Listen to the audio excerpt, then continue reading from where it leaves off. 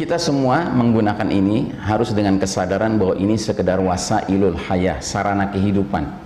Tidak boleh sampai menjadi manhajul hayah, petunjuk hidup atau pedoman hidup. Ya, dia sarana hidup iya, tapi petunjuk hidup, pedoman hidup nggak boleh, Pak. Ya, apalagi kalau nanti kita udah masuk ke era yang lebih jauh lagi, Pak, teknologinya. Ini sebentar lagi kita akan masuk ke era yang namanya metaverse, ya. Ini mengerikan sekali, Pak. Ya, saya peringatkan semua kita, terutama anak-anak muda, hati-hati dengan metaverse. Metaverse itu dari dua kata. Meta itu beyond, melampaui. Verse itu dari kata universe, alam semesta ini. Ya. Jadi metaverse itu di atas alam semesta. Jadi dipromosikannya sebagai sesuatu yang sangat hebat sekali gitu di atas alam semesta ini. Padahal nyatanya apa? Dia mimpi di siang bolong, Pak. Metaverse itu mimpi di siang bolong, Pak. Oh, orang akan tenggelam hidup dalam virtual reality, ya kan, realitas virtual. Dan di situ benar-benar dia hidup dalam arti yang lengkap sekali, bukan hidupnya hanya untuk main game, bukan. Tapi untuk konferensi, untuk rapat, ya kan, untuk berbisnis, ya kan, untuk maaf ya berkeluarga, ya kan, bahkan berhubungan seks, nauzubillahi min dzalik. Gitu. Ngeri, Pak. Ini metaverse ini ngeri.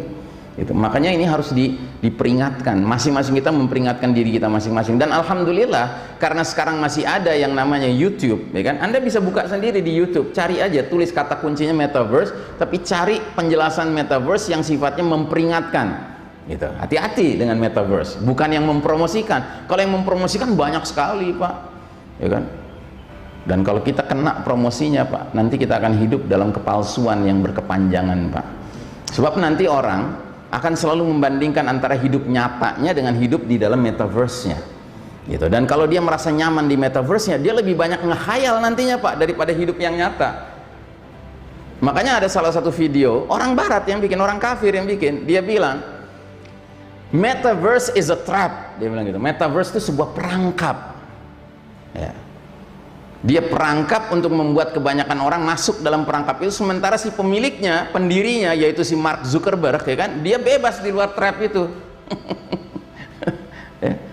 Jadi marilah kita jangan naif lah menghadapi teknologi canggih ini, Pak. Teknologi canggih ini banyak manfaatnya, tetapi mudaratnya juga nggak sedikit, Pak. Karena kita harus waspada, kita gunakan dalam batas-batas yang memang kita perlukan. Ya, berkomunikasi, berkoordinasi, berkonsolidasi, silahkan.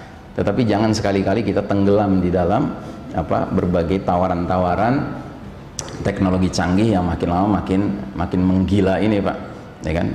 Elon Musk misalnya, Elon Musk itu bahkan sudah mulai berpikiran gimana caranya memasukkan chip ke dalam kepala manusia, kan, sehingga nanti setiap orang tidak perlu lagi menyalakan ininya, komputernya, Google-nya, karena apa, ini langsung bisa disambungkan ke Google. Ya, jadi orang nanti kalau sudah dipasang chip, ya kan, yang tadinya nggak bisa bahasa Jepang misalnya, tiba-tiba bisa, karena apa, langsung ditersambungkan dia ke Google Translate yang sifatnya cepat, yang menyebabkan dia tiba-tiba kayak orang kok ngerti bisa bahasa Jepang, gitu. Di satu sisi keren, Pak, tapi di lain sisi ini sudah rusak, ini fitrah manusia sudah nggak beres nih kalau udah kayak begini, gitu. Nah, belum lagi kita menyadari bahwa itu semua akan tersambungkan ke frekuensi yang bisa mengganggu kesehatan manusia, begitu. Makanya Syekh Mubayyad dalam kitab Ensiklopedia Akhir Zaman punya hipotesis yang sangat kuat alasannya, bahwa salah satu fenomena yang terjadi kalau nanti peristiwa-peristiwa akhir zaman sudah mulai bermunculan, terutama tanda-tanda besar sudah mulai bermunculan, akan terjadi shutdown of modern technology. Teknologi modern ini akan berakhir, Pak. Dan berakhirnya teknologi modern bukan suatu keburukan untuk umat manusia, tapi suatu keberkahan untuk umat manusia.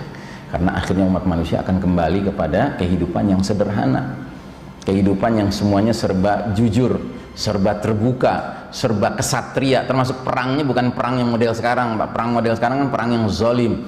Mujahidin harus berkeringat-keringat di bawah matahari pergi ke medan perang, sementara musuh-musuh yang kafir ini cukup di ruang AC, pakai mouse, pakai komputer, ngirim drone, ya kan, drone-nya ditempelin rudal, ya kan, sudah target lock, ya kan, Mujahidin 200 orang, shoot, lepas, enak bener, Pak, perang kayak gitu, nggak fair. Nanti Allah akan membuat kita kembali harus perang itu man to man, satu lawan satu, gitu.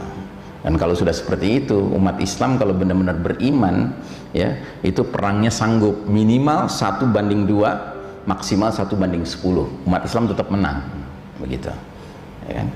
Karena kekuatannya sudah bukan kekuatan kecanggihan teknologi, tapi kekuatannya pada nyalinya, pada imannya, ya kan? Pada hakikat diri sebagai hamba Allahnya, itu kuncinya, gitu. Kalau sekarang kan banyak tipuan, Pak, banyak permainan, gitu. Wallahu a'lam bishawab.